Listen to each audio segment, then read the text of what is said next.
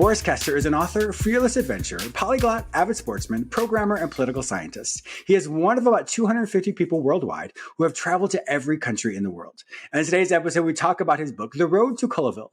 If you're traveling to another country or seeing it from your armchair, this book will help you erase your prejudices, assumptions, stereotypes, and clichés of other countries. Only then can you truly appreciate civilization for what it truly is. Welcome to Lifeology.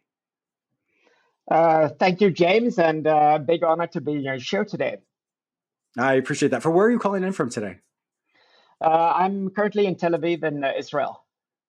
Which, of course, you are traveling the world as usual. Now, just so my viewers and listeners know, there's a slight delay. So if there's a couple seconds in the delay between our conversations, just know that that's just because of the network, which is kind of a cool thing. I remember when I was a kid, I think I was like maybe 6 years old, I would hear about the potential in the future of having ability to talk on from camera to camera, from phone to phone. And I was like, oh, I can't wait. And so here I am, however many years later, we have this opportunity to do this. Now, as a little boy, speaking about me as a little boy for you, did you know that you always wanted to travel the world? Yes. You did? Okay. Yeah. Well, even before I was conscious, when I was 5 months old, my parents took me traveling to Greece. They took me on a train ride, 2.5 days, and as far as I can remember, I always traveled basically. So yes, when I grew up, travel has always been like, it's almost like eating, drinking, and traveling. Yes. Where were you born? And sleeping. In the Netherlands.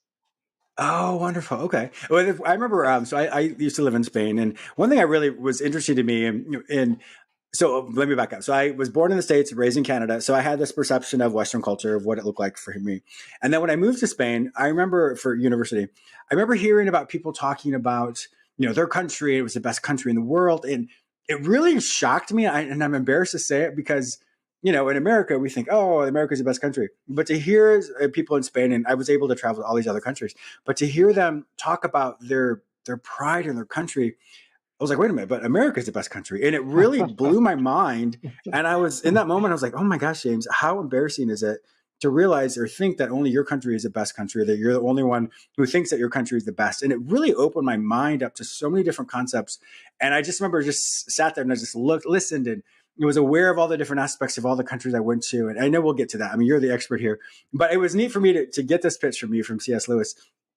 Because when they told me about it, I was like, I can relate in a very small level compared to obviously your expertise. But I think so many people do have those preconceived ideas of their country is the best. And for them it is, and there's absolutely nothing wrong with that. But to also know that other people have that same experience as well. So I would just want to maybe throw that out for a couple of seconds, that it was my own experience having that awareness that people have just as much pride in who they are and in their country as well.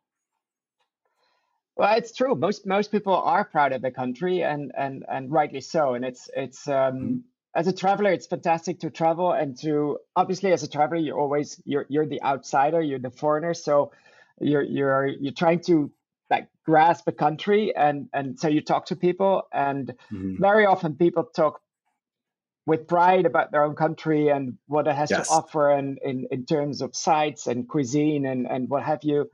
And I have met people who look at me like, okay, you're traveling. I have no reason at all to travel because I live in the best country in the world anyway. So why would I go anywhere else?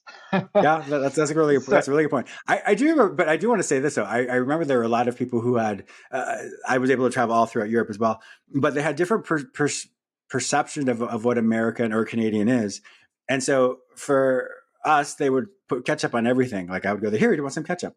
And I remember thinking, I don't eat ketchup, but I will eat ketchup. But it was just their way of trying to connect with me, thinking that that's what it was. So I think on both sides, we have perceptions of what other countries or other countrymen, people are and what they do, what they like. And it's all done comes from a place, for most part, it comes from a place of wanting to be inclusive, but sometimes we can miss the mark. Absolutely. So to travel to all the different countries in the world, was that a goal of yours? Well, I wasn't born with the goal in mind, but it's something that grows on you. I think I know quite a few others who've done it, and I think it's the same for all of us. Wow. I mean, you're not, when you're 10 years old, you don't think, well, let's go to every country in the world, but you like traveling and you travel more, and suddenly you realize, wait a minute, I've been to so many countries. Why wouldn't I just continue and try to see them all? And so then Yeah. you gradually move towards this goal, or not. If you Yeah. I mean, some people are happy to travel to the same country every year, which is totally fine. Hmm. But for those who are restless and curious and always want something new, well, this is something where you can end up heading to. Like, wait a minute, Yeah. maybe I should try to go to every country. Yes, yeah, I know exactly. Well, I know. I know. For me as a kid, even if I'd fly into like a different state, or I'm like, oh, I've been to that state when I haven't. I've just been to the airport. But for me as a kid, I'm like, oh, I've been to that place. And so but I also want to maybe ask you this question. So when you were younger, politics and the safety of travel and has changed significantly. What have you found for yourself where it has changed over time? So we're post COVID now as we film this, but perhaps their political piece, maybe there was in some countries and it's changed over time. How have you found that for traveling it's safe, it's not safe? What advice would you give for people who want to maybe explore more?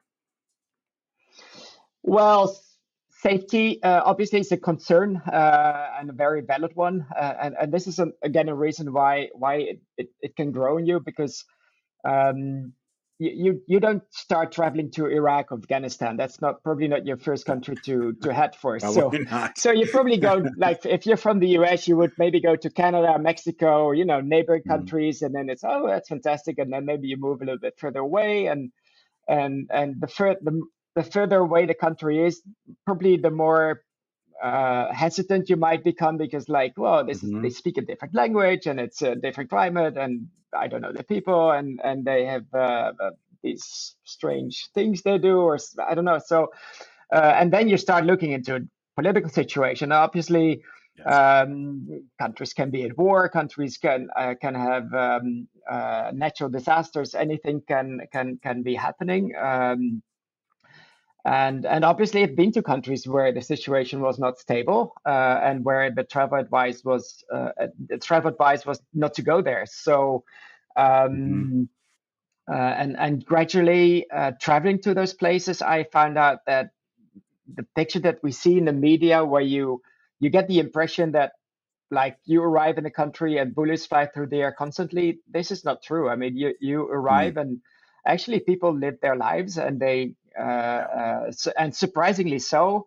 And then you realize, wait a minute, reality is very different from my preconceived image that I had before leaving, and that also Yes. my government gives me, because some countries, they say, well, if you go there, you will be kidnapped, you will be assaulted, there's criminal activity, and Hmm. I'm sure there is. But um, obviously, if you know what you're doing, and you do your Hmm. homework, and you have the right Hmm. contacts, and you get the right information, you can, let's say, you can greatly reduce the risks. Yes. Um, and anyway, looking back on my travels, obviously I have been to countries where the situation was It's questionable. shaky, let's say. Yeah. But looking back, where things, and this is one of the topics in my book, actually.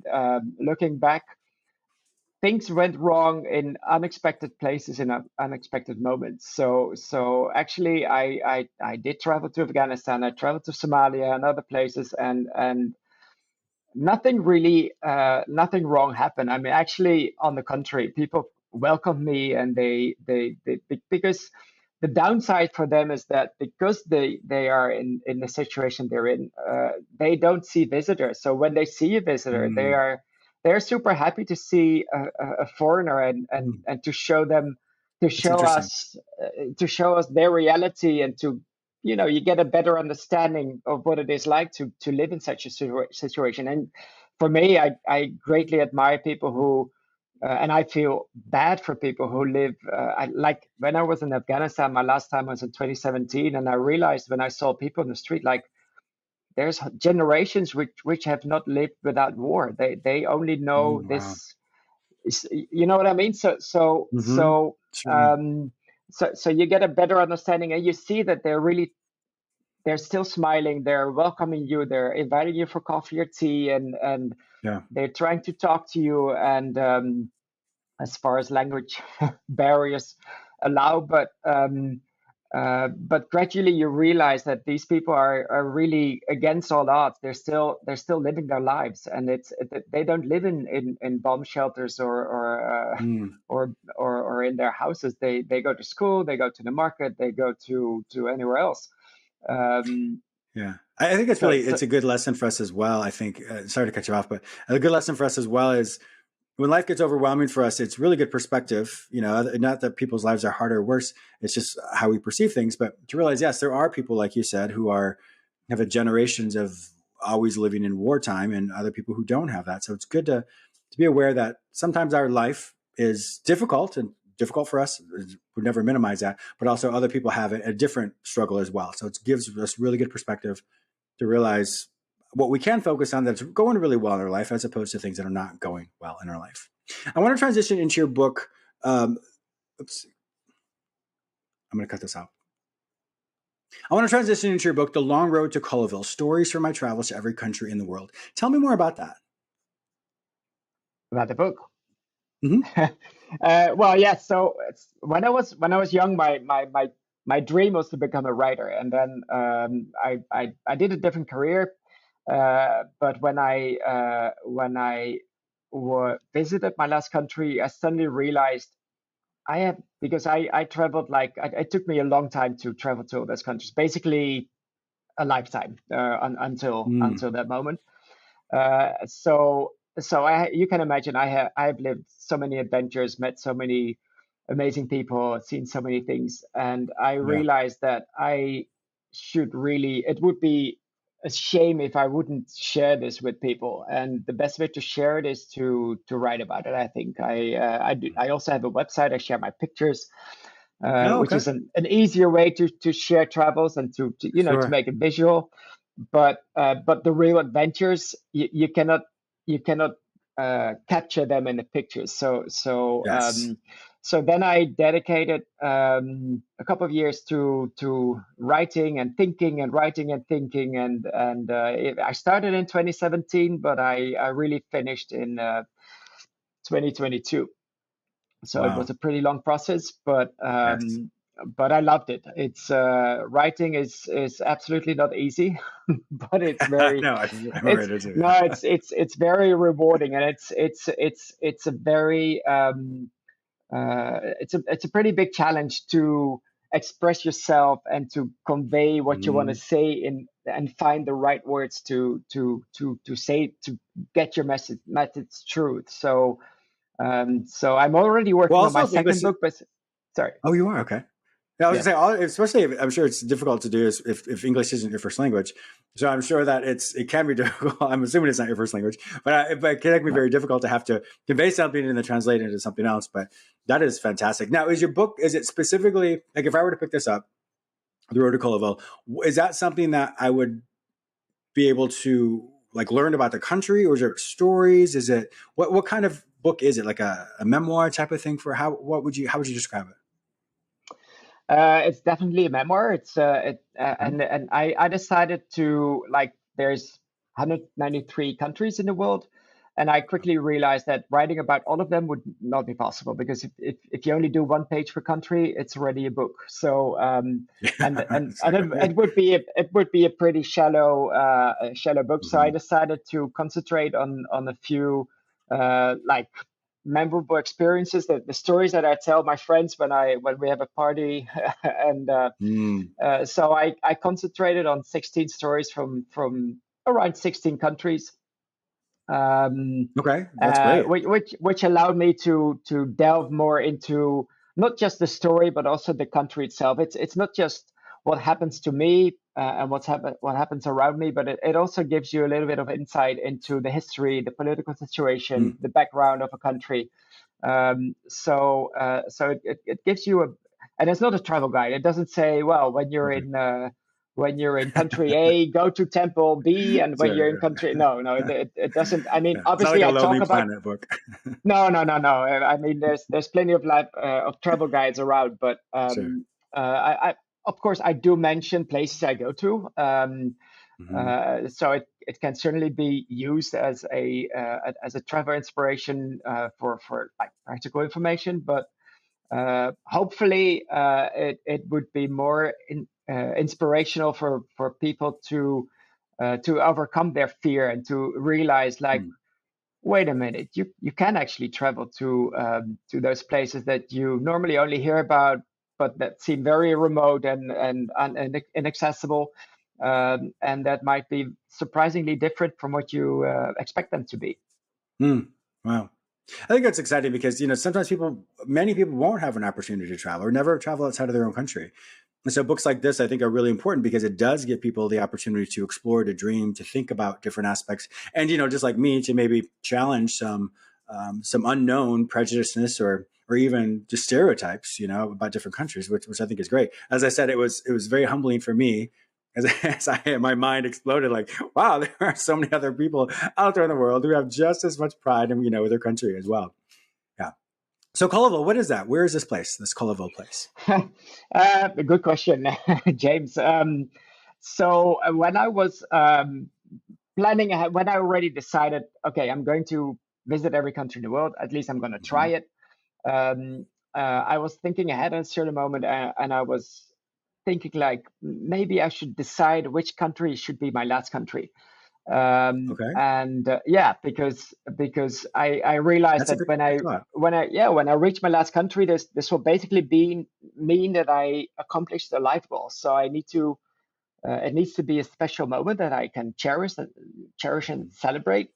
And at that time, Ireland was the only country in Europe where I hadn't been to yet. So I Oh, decided really? to even though it's an hour and a half flight from where I live. So yeah, people were teasing me for years, like, "Oh, you haven't been to Ireland? What are you talking about? You're not a traveler." But yeah, so I managed to keep it for last, and then my nieces advised me, look, you cannot just fly into Dublin. That would be too easy. So you should fly to Belfast, which is in Northern Ireland, and then travel Mhm. overland and really cross the border overland to the Republic of Ireland. So when I was studying my options, because the border between Northern Ireland and Ireland, and we're talking pre-Brexit, but it was basically you don't realize that you cross the borders. It was just open, Yeah. and I believe it still is now. But so I was looking for a specific place, and then I discovered that there's well, near the village of Cullaville, there is a small river, and the river is actually the border. So there is a Oh, bridge crossing the border, crossing the river Fane, and this bridge basically marks the border between Northern Ireland and the Republic of Ireland. So this is where interesting. I crossed into my last country. So hence the title. Oh, I like that. That's really wise. It's funny that you're talking about Ireland. I remember in 2000, oh, not 2000, 1996. I I actually hitchhiked from the Cliffs of Moher and over by Ah, yeah, not too far beautiful. from Limerick all the way across to Dublin. I did it like in 4 hitches. Like I would not do that now, obviously, but back then it was felt a little more safer. But it's interesting that you would say that that was one of the last countries you went to. But yeah, because most people are like, oh, that's the one of the most quote safest places. But even that the whole concept of the Republic of Ireland and then the whole Northern Ireland as well. To know that it was only separated by a river, though, to me that's interesting because of all the, and this has been a while since this happened, but all the bombings and everything that would happen, one would assume that there would be a lot more military, a lot more war. And once again, this is a while ago, but still, one would still think that there was some type of segregation there. But to hear that's only divided by a river, to me, that shows that there's a lot more Um, unspoken peace there in a lot of ways. yeah, well, the river's only a short stretch. I mean, obviously Oh, okay. not the whole Okay. border between Northern Ireland and Ireland is a river, but it's only like a very small a part of the border is this river. So Hmm. and really, Cullaville is like I think there's 400 people living in Oh, Cullaville. So really? it's really Oh, wow. a tiny little town or village. Or and it was funny because we were celebrating. My family had prepared something on the bridge. So we had Oh, flags, and really? they had Oh, marked the wow. border on the bridge. So but people were passing and they were looking like, what is happening here? And so they stopped and they stopped to ask. And when we explain, and you must imagine that these are like farmers, and these are people who never travel. So when we told them, oh, we're celebrating that I visited my this is my last country in the world to visit, and they looked at me like, are you saying that you have been to they couldn't Mind believe it. blowing. Yeah. For them, crossing the border to the United Kingdom was already, Yes. that was probably the only border they ever crossed in their life. So Yeah, and then they were asking me, have you really been to Madagascar? Have you been? And so they were asking me these countries that they only knew wow. from TV or in their imagination, and they were testing me like, oh, how was it to be in Fiji? And I was like, yeah. So it was it was a great experience. I bet. Yeah, it's once again, I think it's great that you're able to give, those live accounts of places you've been to give people that imagination, to give them even hope and inspiration that that they too can be able to travel if they want. Now, I'm sure some people will listening will be like, well, how did he get to all those places? Because that could be pretty expensive or et cetera. So we're obviously not going into your wealth, et cetera, if whatever that looks like, but more in the sense of many people may struggle with that. Do you have any thoughts or ideas of how to help people, if they're not able to, if they don't have the finances now, how to maybe, perhaps even just reading your book will give them ideas of how to be able to travel on their own dime, et cetera. Do you have any thoughts about Yeah, that? look, well, yeah, sure. First of all, I believe that you don't have to be a millionaire to travel, and I'm definitely not I a agree. millionaire. It all depends on how you travel. So the more luxury you want, the more expensive it's going to Yeah. be. So if you want 5-star hotels, if you want first class travel, if you want a car with a driver, yeah, then it's gonna add up. Yeah, it's But true. you just said yourself, you were hitchhiking in Ireland. I'm sure you didn't spend too much on that. So Did not. it really I was a depends. poor college kid. And basically, as a very general rule of thumb, the slower you take it, the more the cheaper it becomes. Interesting. Yeah, If you that's fair. like if you travel overland, if you use local buses, or if you hitchhike, or if you train, or whatever means of transportation there are, and if you sleep in local hotels, or you're invited at Or people's hostels. Yeah. homes, yeah, or hostels, or Airbnb, or couch surfing, whatever. There's so many options nowadays, All and right. basically, as a very rough rule of thumb, the slower you go, the less it costs. And um, I really hope that people will understand that if you really want to travel, you can. There's Yes, always a I certainly way. can. There's always a way, and it's yeah. And I Don't want think to it. really, yeah, go ahead. Yeah, I Don't really want yeah. to say that Don't I sorry. I agree with you as far as the slow, like you said, the slower you go, that makes a lot of sense to me. So for someone who's only traveled to a certain number of countries, and obviously not as many as yours, but I realize that as well. Like if I wanted, just like you said, if I wanted to be really luxurious, well, that's going to take a lot more money, which means I can only travel to maybe one country as opposed to multiple countries. So learning how to say what experience do you want, if you want that royal experience, if you will, like then by all means pay for that. If you want to experience it more on how maybe most country people would or countrymen people would live in that country, by all means take it as slow as you can and the most basic levels you can to really see how the people live, because over here in America, rather, we're blessed with a certain economy and certain standards, if you will. Not, and many countries don't have those standards. So to be able to go and live how other people live gives you so much more insight, so much more um, respect for individuals from other countries, and also gives you a sense of humility as well to say, "Wow, I'm truly blessed to live where I live," and when that can be in any country, but people listening to this as well. Unfortunately, Boris, our time is up. Exactly. I've been such a pleasure talking to you. I've had such a pleasure talking to you. If my viewers and listeners want to find out more information about you, to go to your website, to see all the different pictures you have, to purchase this book, where will they find all this information online? So for my book, you would go to boriskester.com.